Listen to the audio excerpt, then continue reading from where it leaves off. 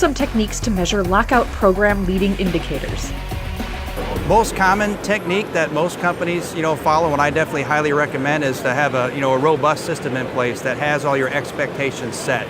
So from a training perspective, who your authorized workforce is. You have to know who that is. When your new hire employees come online, you have to set that expectation. You have to have a way to monitor it and track that. And it has to be visible, your key performance indicators. From a lockout procedure standpoint, auditing, like we talked about before, they have to be looked at on an annual basis. And like I said, a lot of companies fall behind with this because they don't have a robust tracking system in place. There's a lot of software, that Link 360, for example, that we have, which is a great product to track that.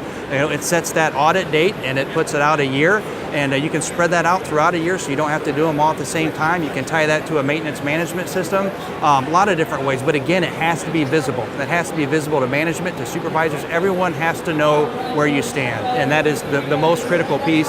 Observation was the third element that I talked about.